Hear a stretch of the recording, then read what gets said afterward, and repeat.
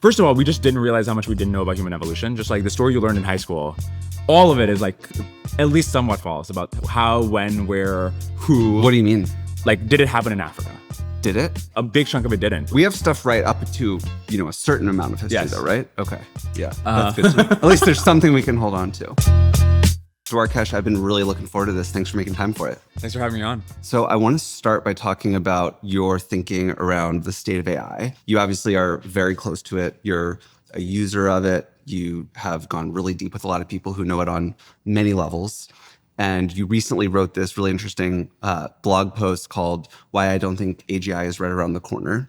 And I want to ask you a little bit about that and just this general topic. A lot of my guests so far, probably myself included, have been like a little breathlessly like, this is here if, we just sort of deployed all the AI research that we have, or capabilities today, we would have, insane GDP growth. I think you have a slightly different take than some of my other guests. So I wanted to start by asking you about how you see the current state of AI. I'm in a similar position as you, where I've also interviewed a lot of people who are breathlessly anticipating what's coming with AI, sometimes in a very optimistic way of the AI researchers. In other cases, they're worried that like the world's going to end in 2 years. And I think what's changed my mind around how soon we're going to get to these super transformative outcomes is just trying to use these AIs to help me with very simple, like script kiddie kind of task for my own podcast. And so I have a lot of friends who think, look, if the reason the Fortune 500 isn't using AI all across their stack right now is because the management is too stodgy. They're like just like not being creative enough about how to get O3 into their workflows. And look, I'm thinking a lot about how to use AI in my like podcast post-production setup. I've tried for 100 hours to get it to be useful for me, and it hasn't been that useful.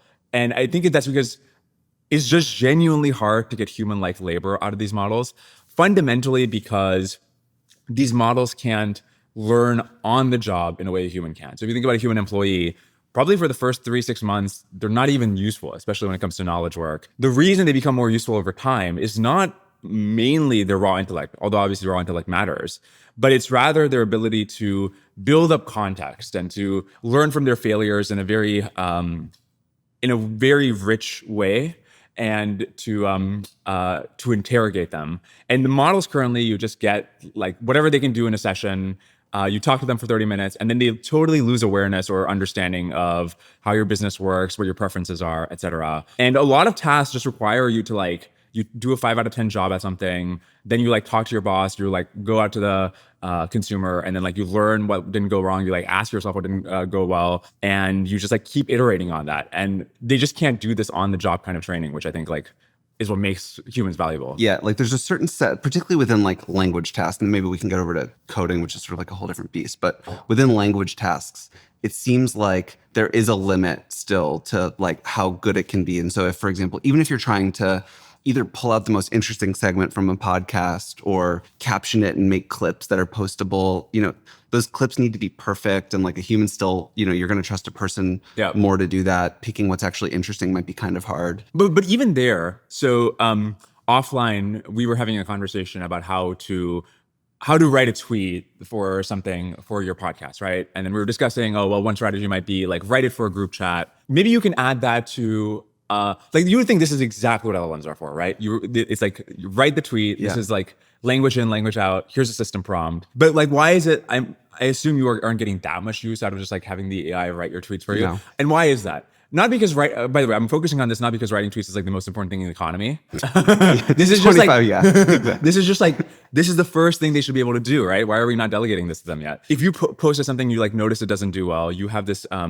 You can like think about what went wrong. You also have like this experience from what do your users want or what do your followers want that these AIs can't pick up easily? Well, it's actually a reasonably high. So like think about you posting something on Twitter or Substack or whatever. Like that bar for you is actually going to be pretty high. Yeah. There's a lower bar of thing where, language models are really useful, like customer support tickets, for example. It works really well there because you don't need the language to be perfect. You don't need insane nuance. Sure. And it's actually okay for a certain class of thing if it's right 97% of the time and if it knows how to, say, hey, I'm wrong here. So I do think that what we're describing here still does drive a lot of GDP growth in certain areas at least, because you don't need the high bar everywhere. Yeah. I mean, I'd be curious to see what the actual numbers are on customer service employment. I think from what I understand, they're not like down that much. Yeah. So it's interesting, even in those areas, you're not seeing these transformative impacts. Yeah, I mean, the venture view against that would be that it's like the beginning of this massively exponential curve, and these things are like, in the first half of the first inning, but all the curves are like this. Yes. And so 3 years from now, it'll show up. I agree with that. Maybe not just in 3 years, but I agree with that over the course of a decade. But that's just because I think this is such a big bottleneck to getting these models to be valuable that has to be like people will want to solve it. Like right now, OpenAI or Anthropic's revenue is on the order of 10 billion ARR, and that's a lot, obviously. But like McDonald's and Kohl's make more money, and those companies aren't AGI, right? So like if you have real AGI, like trillions of dollars a year, that's what like humans around the world earn in wages. Yeah. Given that is sort of the addressable market. Yeah. And given that this is one of the key bottlenecks to getting there, I just think a ton of effort will be put into this problem. We've had a lot of progress in the past. So I'm not like one of these people who's like AGI is not coming. Yeah, of course. I'm just saying like this definitely needs to be solved before we get there. I guess maybe then to the broader thing about like being, AGI pilled in general. Like you obviously have spent a lot of time talking to researchers. You're very close to that. Do you still feel as confident as ever in that, even if your timelines are different than, maybe what you've gotten from some of your guests? There is one thing really interesting to observe, which is that like they have cracked reasoning. It just so happens that reasoning ended up being much easier than something we take for granted, which is just that day in, day out, you're going to be picking up information in your workplace. But, like you go back to Aristotle, and his big take was like, look, the thing that makes humans special from other animals is that we can reason and the other animals can't. And it's sort of funny that like these models just aren't that useful yet. They can't do almost anything. Except for the one thing they can do is reason. Given the fact that these sort of like ambiguous capabilities do come online, that makes me think that like continual learning might also be something that like in 10 years, it's also useful to remember deep learning is like not that old. It's like 13, 14 years old. Or at least like, sorry, AlexNet is like that old when we started training these models. Yeah, like it's very possible to me that in a decade or two, we find a solution to this problem. It's very interesting to hear you continue using language that's like, these models aren't that useful yet, which part of me very much agrees with. And part of me, it's like putting language to an experience that I have when I, use them myself. The other side of it would be, they are, an amazing, replacement for search in a lot of cases. They do things like code generation in like a very effective way. It seems like, doctors are able to use them to like, handle a lot of like scribe work. So like there are these things that are, I would say, clearly working. Yes. Do you see it that way too, where you're like some things are highly useful? Yeah, no, 100%. I'm putting it more in the context of the real potential for AGI, just like a genuine replacement for human labor. I expect that to cause like a 10x increase in the level of growth. And so if it's on the scale of the internet, I'm like, oh, wow, this is so much shorter of what AGI could be. So where this is clearly not that useful yet. And a sort of more tangible reason to expect this kind of change. But one is just that the amount of labor supply just dramatically increases. So I think people often, especially in tech, focus on how it will make a specific industry more productive, this like narrow productivity improvements where it's just like, no, imagine like 1 trillion people in the world who are each specializing and each discovering new knowledge, or we just get all these gains from comparative advantage as a result. But another is that because these minds are digital, they have advantages, even if they're the same amount of intelligence, specifically advantages in collaboration that humans just can't have because of the way our minds work. One example of this is, okay, suppose this problem is solved where you can like actually learn on the job. Now, like a human can on the job learn from their work, and then so over the course of 20 years, they become master of their craft. They're incredibly valuable. You're one such person, right? You've like picked up all this context in the tech industry, from running companies, from investing in companies. If we get models that have this human-like capability, not only could they learn on a single job, copies of the model are deployed all through the economy. They can amalgamate the learnings from basically doing every single job in the economy at the same time. And at that point, even if you don't have further algorithmic innovations, you would still have something that's functionally becoming a superintelligence. You have this like broadly deployed intelligence explosion. Yes. That's just one of the many ways in which the fact that they are digital just gives them like emergent intelligence, like ants or something. Yeah, exactly. Yeah. You're kind of describing a world where like the way that the impact happens is through 1 trillion new, white collar workers. There's another version of it where it never actually does exactly that, but does this other thing, which is just like a higher level of intelligence than anything we've ever encountered. And it like creates new paths and like identifies new ways to do things that humans could still then do. Sometimes the way I think about this is like the 400 IQ AI, even if it can't do all the things that a person can do, it could help or fully identify new drugs, help us get to space more effectively, like all sorts of innovations like that. I think a good way to think about this is maybe China. So, okay, why has China been so successful in not only catching up in science and technology, but in fact, in many ways, surpassing America in a lot of key domains? And obviously, China is full of lots of brilliant people. And so that does lend credence to your argument that, like, look, they have to have, I think the intelligence is a big part of it. But I think more fundamentally, just like once you've hit a benchmark of intelligence, the scale is what makes China so successful, right? You have, just within manufacturing, there's 100 million people who have built up, who are working in manufacturing in China, who have built up all this process knowledge in whatever subdomain is relevant to whatever is being built. So that scale, I think, is like, if China is graduating, I think like tens of millions of STEM graduates every single year. It's not that any one of them is super brilliant. It's just that each of them can specialize in whatever radar technology that BYD needs or whatever production technology is needed. I'm thinking about this out loud, but it opens up the question of, would more impact happen from a trillion more super connected, super collaborative, human level intelligence people, or from one just like demigod level intelligence who could like figure stuff out and tell us all what to do? Do we have evidence in Silicon Valley history that it's more of the latter? It seems to me that, well, it depends. You know, there's the great man theory thing where it's like there are these special people who, you know, that's how the big leaps happen, whether it's, you know, like a Steve Jobs or Elon or whatever, where like there is some just outlier person who directs the resources and that one person can pull greatness out. Yes. I haven't seen them up close as you have.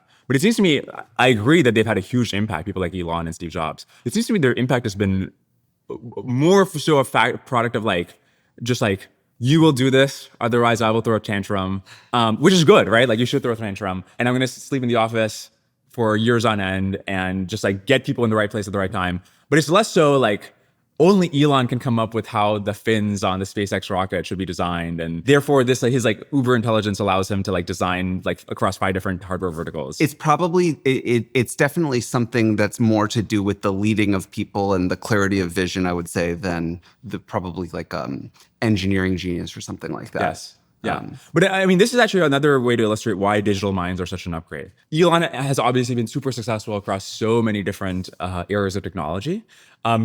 But of course, he's just like one person. To the extent that you think there's something unique about him or about the small teams he had assembled, like early SpaceX, early Tesla, if they were digital, you could just replicate them, like early SpaceX team, replicate them 1,000 times, throw them at 1,000 different hardware verticals, and see what happens. Because you can't scale that with humans. The other thing I'm thinking about now as we're talking is, could a digital intelligence be like a leader of, you know, 10,000 people? You know, and I do think that coordinating large groups seems to be incredibly important to getting big societal things done. So now I'm wondering, could you have a digital mind at the top, or does it need to be a human? Yeah, I think it'd have a much easier time if it was digital. This is another one of the key advantages of being digital. Because right now, Elon has the same 10 to the 15 flops in his head that every single other human has. Now, this could be negative as well, right? Like Xi Jinping also only has 10 to the 15 flops in his head that every other human has. The ratio of compute or deliberation happening at the top versus through the hierarchy is just so lopsided, and that requires a lot of delegation. Now, that's good in a sort of like free society sense. You don't want the president to have that much control over your life. But if you, within these specific domains where we want, like, companies have this outer loop where if they fail, they can just go down, unlike a country. So there, it might make sense to have more of have the company be the product of a single coherent vision.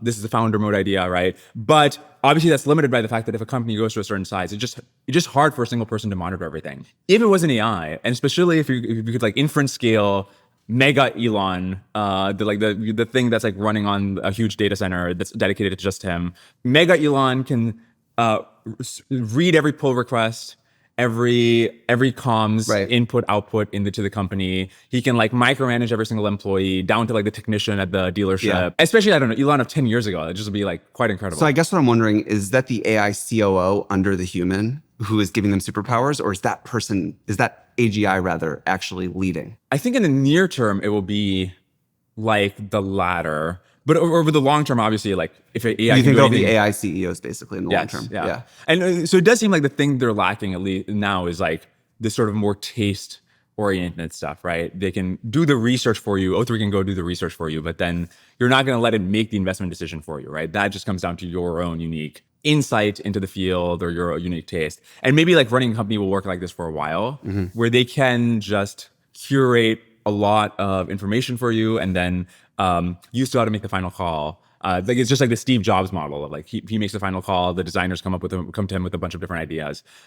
Eventually that will also go, but maybe in the near term that's what it looks like. So maybe back on AGI, all the time that you spent with researchers and companies and you really inspecting this and you're very truth seeking, you still do believe that AGI is going to just like wake up? Like you think it's all going to happen still? Or has anything as you've learned over the last year or so changed your mind and you're like, well, it's a really cool idea, but it's not for sure it's going to happen to you? Yeah, I think the biggest consideration there is the progress for the last 10 years in AI. I mean, more than 10 years actually, but even going back to the 60s, the progress in AI period has been driven by increases in compute. And especially in the deep learning era, it's been like stupendous increases in compute dedicated to frontier systems. If you just look at public announcements of how big the compute runs are, it looks like the trend since, I think, 2012, 2016 has been 4x per year. So that's over 4 years is 160x, the biggest system trained from the one before in terms of the compute used. That physically cannot continue past this decade, from how much energy is used to like what fraction of advanced chips at TSMC you need to procure to even like raw fraction of GDP. So then you would just need progress from the progress would just have to come from algorithmic progress, or I mean, it would just have to be that. And because this key input into AI progress would stop after the next 5 years, there is this dynamic that the yearly probability of AGI is like quite high now. Not in the sense that like it will happen, but there's a decent chance every year until 2030. And then it just sort of craters. Because then you're just like, okay, we just have to think hard about what's missing. We can't just throw more compute at the problem. Yep, that makes sense. Do you feel right now like AI is making us smarter, or is it like increasing brain rot? And do you think like over time that goes in a particular direction? Did you see the Meter Uplift study from the other day? Oh, it was super interesting.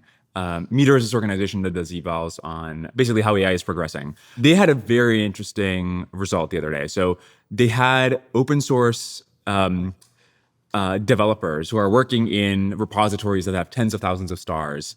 They did a randomized control trial with these people where they would issue them a random pull request that was open in these repositories, and they'd work on it in one case just by themselves, in another case with the help of like Cursor and Claude 7 or Claude 3.7. And then they measured, in the case where they're working with the AI, one, how much do you think you were sped up? And then two, how much were they actually sped up? And the developers thought that they were 20%, they would be like 20, they were 20% more productive as a result of AI. They were actually 19% less productive as a result of AI. Wow. It was really interesting to read the threads of the developers who participated, trying to explain. So people who have looked at this, who are even more bullish on AI, are like, they think their experimental design was extremely robust. Even like senior engineers misread themselves, especially like as senior engineers. Wow. The senior engineers had, from what I remember, the biggest decreases in productivity. So these are people who are experiencing these repositories. They've been working on it for decades.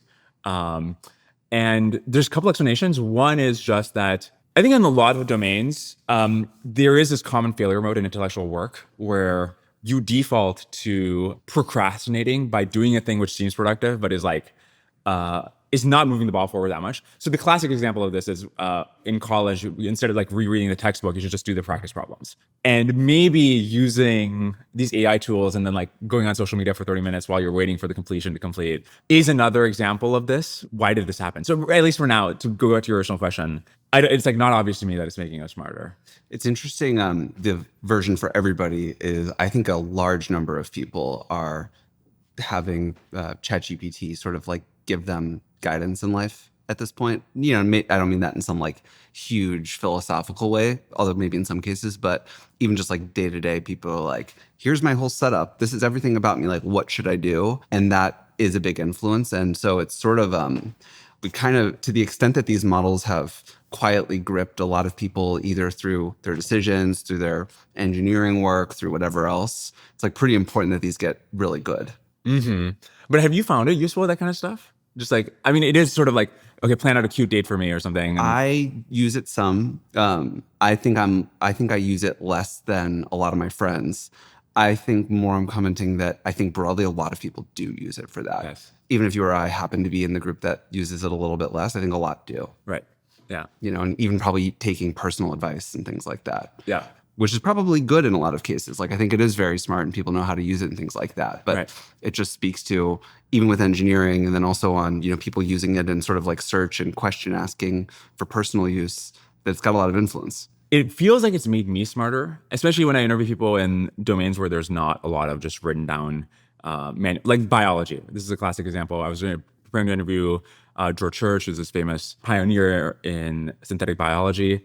And there, most of my prep time was just dominated talking to these models and then just telling them, teach this to me as if you're a Socratic tutor. Don't move on in the explanation until you're satisfied that I have completely understood. I guess I'd be curious, if people in other domains have. Do you feel actually on biology in particular? Have you spent time with Patrick at ARC by chance? A little bit, yeah. I feel like the bullishness that a lot of people in biology have for AI's ability to do like drug discovery and things like that seems very promising to me. Yeah. I don't know what you found as you've like spent time in biology. One interesting question I had for these people is, in biology, we can either employ models which think in thought space. So just like humans, they can come up with hypotheses and so forth, or models which think in protein space or DNA space or capsid space. You know, like humans just aren't. We can't like. You know, I think G sounds really good here. Then let's do T next. And so I'm curious if which one they think is a more promising or more useful complement to the current progress in biology. Is it having better models that can think in, you know, like the AlphaFold type stuff? Or is it just like have O3 come up with hypotheses and just like write them out in English? At least George Church seemed to think it was the biospace, like thinking in proteins or DNA or so forth. Because this is, while we have millions of life science PhDs who can like come up with ideas, being able to prune through them in simulation. Yeah, exactly. Like a digital cell kind of thing. Exactly. Yeah. It is like the more useful complement there. Yeah. I mean, that seems like that would be like a very unequivocally positive output for humans if we can sort of, you know, just wildly change biology and, you know, pharmacology and things like that. Yeah. I think in the long run, I sort of worry about the fact that we know ways in which things can just go horribly wrong. Like we have the equivalent of nuclear weapons, but in different domains. So mirror life in biology. Apparently, if you have life with the opposite chirality, there's just no defense. Like plausibly, it could render many life forms unviable on Earth. And so George Church was one of these people who wrote this letter saying, like, look, this thing exists. Let's not work on it. But like, I don't know, over the course of 100 years, what's the equilibrium here? Yeah. In physics, I interviewed this physicist. One of the things he's worked on is thinking about this thing called vacuum decay. And the TLDR is basically like, it might be plausible to just like literally destroy the universe. Well, what's the idea there? Look, I'm a podcaster, so you're asking a, okay, that's fine. You're asking a content creator about sure. physics, Yeah, and so I'll do my best. Okay. Apparently, the in quantum field theory, we're in a sort of what's called a metastable state, where if it's like sort of having a huge valley and then a little bit of a hill, and then we're in this like little rump here, it's possible to throw such a huge amount of energy, and what would happen is that this like bubble would expand at the speed of light, which would just be like total destruction. It sounds like some wild sci-fi thing. But no, but it actually takes me to the next thing I wanted to ask you about, which is you have this wide range of guests and interests. So maybe first, outside of AI, what domains are you most interested in right now? Because I feel like I've seen you talk about, you know, politics and Russia and math and science and longevity. Like, what are you interested in most right now? I'm interested in what the year 2050 looks like. Obviously, you need to understand AI in order to understand what happens in 2050. But throughout history, there's never been a case where there's just been a single technology which explains why, say, the Industrial Revolution happened, right? It wasn't just that we made better textile machines. You have improvements in sector after sector, which are enabled by key innovations in specific sectors. But like, for example, yeah, it's important to learn about what's happening in bio and robotics, et cetera. So I want to get into those fields. Also, I've just been interested in the fact that we are finally getting to a pace of change that we actually have seen before in history, but not for a long time. I most recently interviewed this biographer of Stalin, Stephen Kotkin, and I think Stalin is born in the 1870s. And you just think about his life from the 1870s onwards. Railway, planes, airplanes, steamships, radio, telegraph, light bulbs, combustion.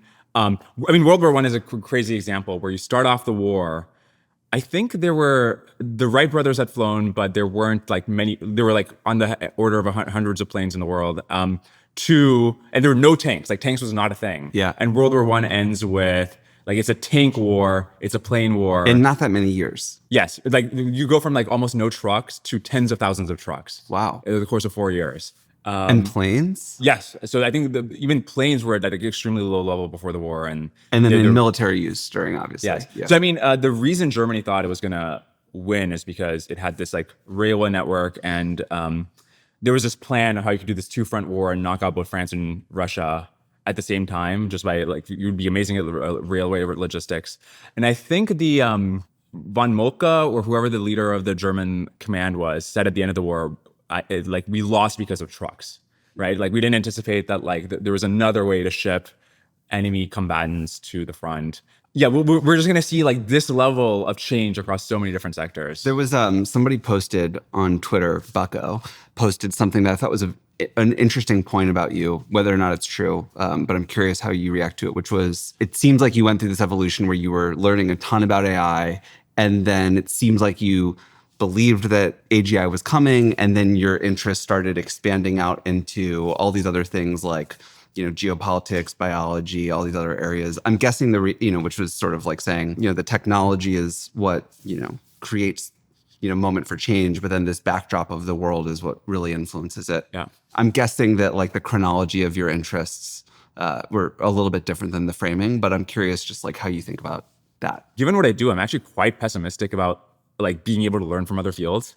I just know people who will like read some philosopher in the 19th century and they think like, oh, this like explains how Silicon Valley works, or like this explains AI. And I'm like, no, I think you just like have to read the papers about AI. I just think it's very hard to generalize. You're saying to understand the technology, you have to read the papers. Yeah. Yeah. I think just people have this idea that like, I'll come up with my grand theory of history. Yeah, you're like, it's not philosophy, it's science. Yes, but it just like in any domain, it's just very hard to have this like, I think I know a couple of people who can do this and I find it really impressive.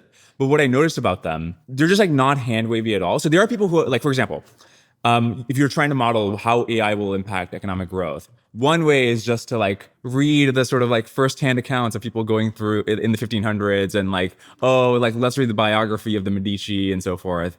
And then there's other people who are like, okay, let's look at the growth rates going back 10,000 years. What is like the long run secular trend? Like what it actually explains what changed? Well, there's the endogenous growth theory where the key change is that population growth and more people come up with more ideas. Okay, well, AI is more people, they'll come up with more ideas, there'll be more specialization. So you just like, there's this very different mode of learning from other fields, yep, which is empirical, and empirical is maybe the wrong word, but just like very falsifiable and grounded versus I'm going to go to the library and just like read a bunch of random books. Totally. So how do your interests connect to each other then? Like, are you following any particular threads, or, does one connect to another in a certain way? Like what would you say is driving what creates various interests over time? Honestly, it's just a super bespoke, whatever I happen to be interested in that week. If I'm reading an interesting book. How are you spending your time? Like, are you reading a lot? Like, do you learn mostly through reading, through talking to people? Are there other methods? Reading. I think there's a couple of people you learn a lot from talking to. In general, I've just sort of been disappointed about like, given the fact that's that interesting because you're talking to like some of the smartest people though. It's also really interesting, especially so in some domains, people can be super like generative outside their domains. I've sort of been disappointed about the fact that, look, you might hope that you could talk to some historian about World War I or about the history of oil or something, and then they'd have insights about like how this applies to AI. But really, those connections will likely come from you and not from them. when I was interviewing Daniel Yergin, who's the author of the prize. It's this book about like the 200-year history of oil. One thing I thought was really interesting is that Drake discovers the first oil well in Pennsylvania, I think in the 1850s. And then the Model T car, or I think it's like 1905 or something, that like you finally have cars with internal combustion engines that people are using to transport all around the world. And this is a sort of industrial case use of oil. Before that, most of oil was just wasted. It was only the kerosene component. So all of Rockefeller, all of that history that you sort of think about as a Gilded Age, like oil baron stuff, that's happening when a small fraction of oil is being used just for lighting before the electric light bulb was invented. And in fact, when the light bulb was invented, I remember getting my dates wrong on the Model T and the light bulb, but it's like around that area. When the light bulb was invented, people are like, oh, oil is like standard oil is going to go bust, because what's the other use case of oil? And so I do find it interesting that it took more than 50 years to go from we have discovered limitless energy in the earth to here's a way to use billions of gallons of this stuff. And I think it has maybe interesting implications for AI, where look, we have like, basically it's sort of shocking how cheap AI is. I think that's why I always find it confusing that people are like optimizing on cost. Like, do I want like 2 cents per million tokens or 0.2 cents per million tokens? So we have this like commodity that we could potentially use at an industrial scale. And we don't know how to like, part of it is just technological. We don't know how to like get those tokens to be more valuable. And part of it is just like, what do we do? What's the internal combustion engine equivalent for AI? But so you feel like most of your learning comes from what you read rather than, through your conversations with people. Yeah. I'm very lucky that there's maybe 6 to 12 people who I've known for 5 years. Almost all of them I've had on the podcast, but who I'm in just extremely regular touch with. I've genuinely learned a lot of what I know from like this handful, this group chat. In one sense, it makes me feel really, another sense, it's sort of weird that I've like known them for 5 years. Yeah. And now they're also like super successful, but like we were all college students at some point. Yeah. There's a lot to be said for that, it's that 5 closest friends thing. It's a big deal. Right. How do you feel about this? Do you learn more from talking to people? Or I think I learn more from talking to people. I also think that like, there's different sorts of things that you can be seeking, like seeking the truth versus seeking a good decision are very related, but not exactly the same thing. There's, for example, if you're trying to learn from people about how do you spot great talent and what can you pick up from somebody, you're not going to get to the truth. You're just going to get to techniques and things that have been useful for other people that you try to apply to yourself. So for that kind of thing, I wouldn't know how to read about it anyway. But on object level stuff, so if you want to learn about what's happening in robotics, is it? I don't know. I've been sort of underwhelmed by how. Yeah, I mean, the schools of thought to me would be either you can try to go learn it for real yourself, right? Or if that hill is too high to climb, which for me, getting into robotics in like the white papers way, I'm like, I would be kidding myself to think I could catch up and then get to the edge of anything, and on any time scale that mattered. And so for me, there's the other move of, is there a way, if you're going to do it, to shortcut the decision somehow to somebody? And so who can you most trust to give you good information or something like that? I think we're also in a lucky position where we have enough public output that we can sort of reach out to people and they'll say yes. This is a tougher position to be in if you're like 19 and I want to learn about biology. Yeah. I feel very lucky because a lot of people do great work in many different domains. Mine just happens to be public facing by default. So I get like more ability to reach out to people than someone doing great work in private. Exactly. Which does create this flywheel where if I do make good content, smart people will be willing to talk to me. Yep. That helps me make better content. I think that's actually like more relevant to why the podcast grows than just like audience tells people. Some natural flywheel, you're saying? Yeah. Yeah. Before sort of moving on to a new topic, I wanted to ask you about that's related to this. You mentioned a bunch of really interesting ideas there around, oil and history and Stalin and biology. And I'm curious if there's any other just ideas recently that have just really stuck out to you that you can't stop thinking about that have really gripped you. Just because I love hearing about these. The one that's been on my mind for a long time is I interviewed this geneticist of ancient DNA, David Reich. And what his lab and his research has revealed is that human history, first of all, we just didn't realize how much we didn't know about human evolution. Just like the story you learned in high school, all of it is like at least somewhat false about how, when, where, who. What do you mean? Like, did it happen in Africa? Did it? A big chunk of it didn't. Like there was a group that went out 400,000 years ago, and then they mixed in back with the group that left out of Africa 70,000 years ago. A lot of the evolution that led to this branch of humanity maybe just didn't even happen in Africa. When did it happen? We're like learning more stuff about it. And then the key thing we're learning is how did it happen? And it seems like we just see this pattern again and again in history, which is very disturbing, but like super recurring, is that some small group will figure something out. And it's not clear from the genetic record what it is, right? Like 70,000 years ago, there's this group of 1 to 10,000 people in the Near East. So like where the Middle East, North Africa are right now. They figure something out and they wipe out every single other species of humans across all of Eurasia. Whoa. Like there was half a dozen different species of humans. There were the hobbits, obviously the Neanderthals. The hobbits? I forget what their like real biological name is, but like Yeah. I think they're called the hobbits. That can't be it. Yeah. That's good. The Denisovans, they're all wiped out by this one group. Like it starts out with like 1 to 10,000 people, expand all through. 10,000 years ago, Anatolian farmers, also from the modern day Middle East, they expand out, kill off like 90% of the hunter-gatherers in Europe through Asia. This also happens again, by the way, with the group that goes through the land bridge to America. They also keep doing this. There were like multiple waves, and like one of the waves killed off the remaining ones. Wow. The only people who survive, by the way, interestingly, are that we have genetic evidence of is this group in the Amazon, where because the Amazon is so densely it's so dense to get through, like the genocide wasn't completed, and so it was like more of an intermixing. Then 5,000 years ago, the Yamnaya, which is this group of like steppe nomads, they sweep through all of Eurasia again. Like, and we're talking about like 90% death rates of the domestic population. So, and not just like multiple continents, like all of Europe. The people who built the Stonehenge are killed off by these people. This is insane. And they're pretty sure this is right? Yes. Wow. By the way, the way you learn why it's a genocide or why it was like violent is you look at the fraction of maternal versus paternal DNA that comes from the native population versus the invading population. And what they'll find is that the maternal DNA comes exclusively from the native population. Wow. All the paternal DNA comes from the invading population. Wow. Which means that the guys were killed off. Wow. It also explains a bunch of, so like India today is a mix of the original Indus Valley civilization from 3,000 to 5,000 years ago, plus the Yamnaya. And so all of India is just like this like gradient basically, like north is more of this Yamnaya ancestry, south is this Indus Valley civilization ancestry. So basically we just had like a lot of this wrong? Yes, but you know what else is really interesting here?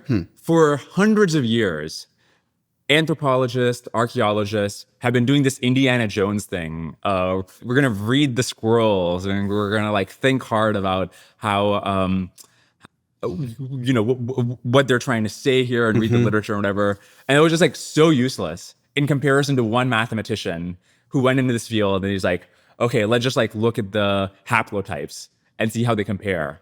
And just like totally redefined our understanding of basically all of history, going back millions of years, even to things that happened like 500 years ago. All of that is like totally, we can re-understand it. All these mysteries about like, why did the Mycenaean civilization fall and who exactly were the Mycenaeans in Greece? Just like all around the world. We have stuff right up to, a certain amount of history though, right? Okay. Yeah, that's good to know. At least there's something we can hold on to. But I just think it's very interesting, actually. It's like that, no, it was just like all this sort of like esoteric reading and understanding. Right, like what was happening in the year 500, like that we could have that super wrong, for example. Yes. Oh, I mean, something really interesting we learned, speaking of the year 500, is the Roman Empire, I think is like, was it 540 or so, is that there was basically the Black Death. Kills off like close to half of big fractions of the Roman Empire. And this is around when the Roman Empire falls. There were also previous plagues, like the Antonine Plague in the 2nd century or 3rd century. I interviewed somebody about this. I didn't realize the extent to which Rome actually had something as bad as a Black Death and how that contributed to their collapse. Because another bias we have in history is just to think about, oh, we had the four good emperors and then they did a really good job, but then the next guy fucked it up. No, just like there was a climate optimum during the quote unquote four good emperors where the breadbasket was really or just heavy. Civilizations happen to fall after a certain amount of time. It's like, no, a thing happened. Yeah, exactly. I often wonder because over the last few hundred years, like we keep like learning a new thing, something was completely wrong, whether it was like, the Earth's round or gravity works this way or whatever else it is. And I'm like, we must still have big fundamental things wrong, or like human history and that kind of thing would be like a good example. My 5-year-old recently, which was a funny question, was like, do you believe in Jupiter? And I was like, I do, but that's a great question. And there's, you could ask me about something else in the universe and I might think we have it super wrong, but we must still have like big basics wrong. Yeah. I feel like this way, especially when I talk to physicists. We're just like very basic questions of like, is the universe infinite? Yeah. Or not? We have no idea. And there's many different kinds of infinities it could be. Yeah. But just that it just seems like so consequential. Or like the fact that like time warps when you go different speed. I'm like, we just like can't possibly have it all exactly right. Yeah. It's just too crazy, right? Yeah. Like it just seemed, or like dark matter. Like there's just like enough big stuff that I'm like, I bet we don't have it quite right. Yeah. But that's like, that might sound like some PhD physicist is listening and being like, what is this idiot Jack talking about right now? Not that we have the answer, but I mean, many of them would agree that like a lot of stuff has to be. Yeah.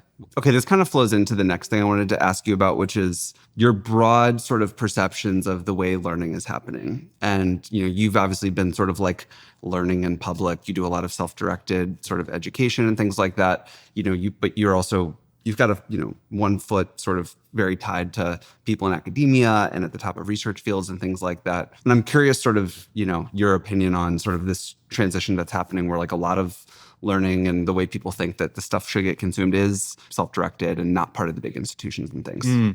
The standards people have for like, is this thing true? Do I really believe it? Have just really degraded, especially in sort of podcast land, to criticize my own tribe. People will just fucking say shit. Whatever you say about academia, there is this idea like, okay, does this make sense? Like, have you actually made like a clear argument? Like, do you even have a clear like end statement, or is it just like the thing that like people are saying? On the other hand, look, I mean, is it like net good for the world? If you read history and you read about the worst things that have ever happened, the Cultural Revolution in China, the Great Terror in the Soviet Union,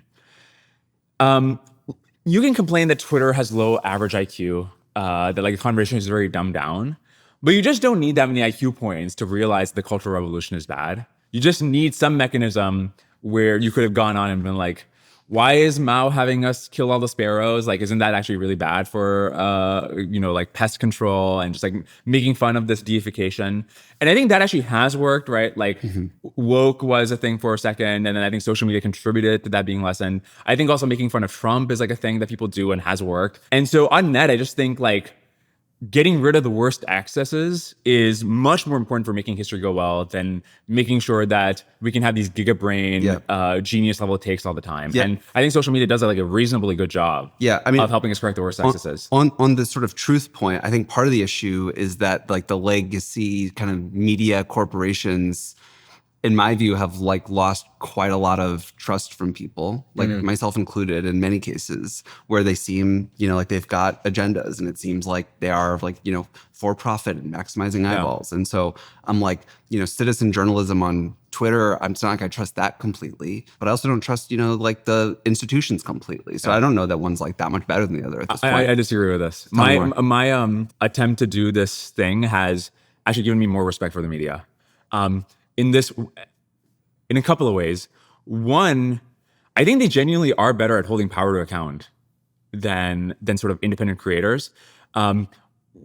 Like talking to somebody, an extremely powerful politician or business leader, and then asking tough questions is a thing that the media will do. And often won't happen if they could just get to go on the podcast of their choice. And it's like, it's harder than it looks.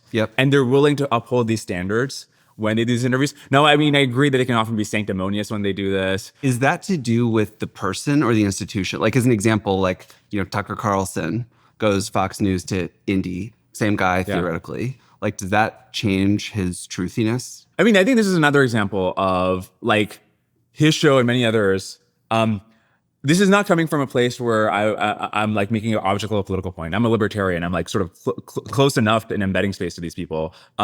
But the standards of discourse in these new places are just abysmal. They'll just if you just like if you had a conversation, you could just like save one of 1,000 things, and you just like paused on one of these, like, what exactly do you mean here? Why do you think this? And often just like, oh, I heard a thing in a group chat or whatever. Whatever you say about the New York Times, they just like genuinely have fact checkers who will go through content. I know that like there's many cases where they failed by their own standards, especially in tech journalism, and I like don't like their bias in these kinds of things. But just like the standards are like an order of magnitude different. I mean, my view is we actually probably, at first with AI, it might have looked like that was going to be like a big problem for the New York Times, and maybe in some ways it is. But I would actually, as time's gone on, I think we probably need these institutions more than ever in a certain way, which is that, like AI also now brings, a whole new layer of FUD to what's true with deep fakes and random content generation by bots everywhere. And so you kind of at some point do go back to needing somebody to like really hold the standards of like truth as much as possible. So I would think that should make these institutions more necessary. Yeah. And I think like we always had to compare AI against the counterfactual. I mean, this goes back to are they making us smarter or dumber? Yes, do they hallucinate? But they are probably, I don't know, when I talk to an AI, I feel like this goes back, do you remember like 10 years ago, people were like, oh, we can't trust Wikipedia because anybody can edit it? Yeah. I feel like that was always a psy-off. Yeah. Like I think it was like the reasonably trustworthy always. Well, there's one and I version. feel like we have this attitude towards AI, we're like, oh, it'll hallucinate. But like, Well, there's one version of AI where you're asking it directly. There's another version where somebody who has propaganda intentions uses it, to their advantage. right. Yeah. We don't have a lot of time left, and I wanted to get to the last topic. So up until you, all of my guests have been, VCs or founders, and I've been sort of using this as an excuse to kind of publicly learn from them. One of the things I wanted to sort of learn from you is about the way you've done podcasting, because you've done it as well as anybody I've seen. You were like the one person I reached out to when I was getting started for advice. You gave me really good advice, which was to just, basically all centered back to just like be authentic, follow your interests, like don't post stuff you're embarrassed about, like all that stuff. And that was basically like the one North Star that I had. But I'm curious, because you've had so much success with it, if you can kind of reflect at all about what's made it work, or, like why has it played out the way that it has so far? It's sort of very hard to say from the inside.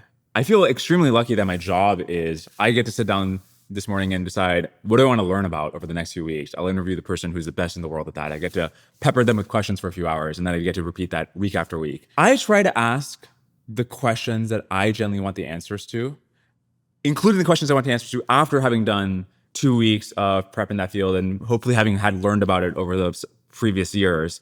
And so much content is very much like, give us the intro chapter of your book again. Explain this very basic thing in your field. I think people just really appreciate the feeling of being a fly on the wall. Like one of the reasons it's valuable to be, say, in San Francisco is that you go to dinners or events where you will miss a ton of context. Like people will know a bunch of things, and you won't know what they're talking about, but it sort of raises the bar. And immersion learning works. I try to provide that kind of environment in whatever field I'm trying to learn about. And I think people appreciate like not being talked down to. Yeah. Having a sense that like the host is actually interested in the questions they're asking. These are like, if they were having a private dinner. I think the dynamic to replicate is if you were like at a private a dinner party, you wouldn't like just be deferential at a dinner party. You'd be like, you'd hassle them if you disagree with them about something. But there'd be a fun vibe, and you wouldn't like, can you explain this concept for everybody else here? You wouldn't have that dynamic. Somebody that I spoke to recently who worked closely with Steve Jobs, who I'm actually going to have on the podcast at some point soon, said something that I really liked, which was that one of the things that made Steve Jobs special was that the fundamentals of just operating day to day, the way you talk to people, the way you give feedback, the way you ask questions, was just really good at those fundamentals.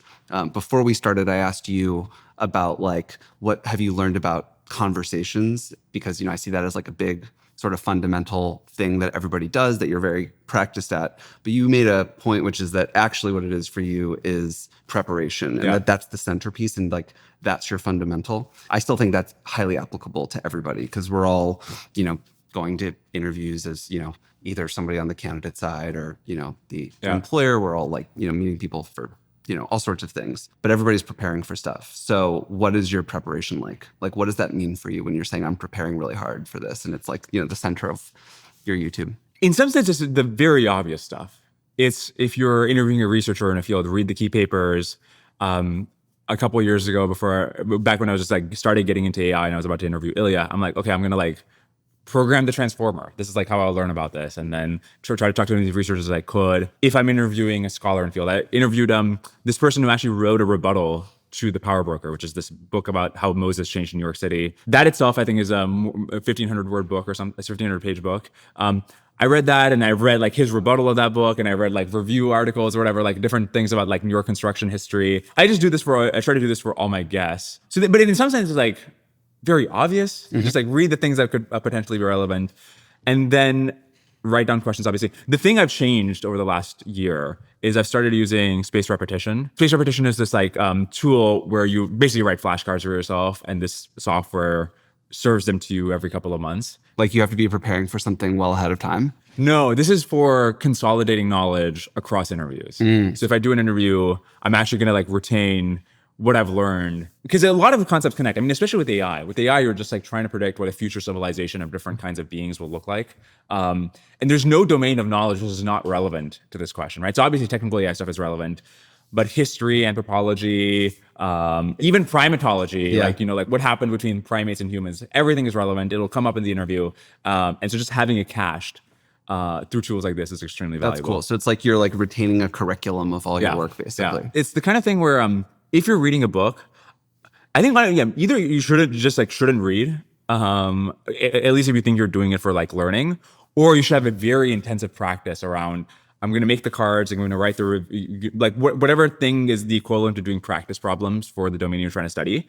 Because it's shocking to me how often I will make a flashcard for a topic where I'm like, okay, this is like so basic. I don't need to write this down, but I just have to do something right now. And then a week later, I'm like, I was on the verge of forgetting it. And you just like think about like how many books have you read in your life?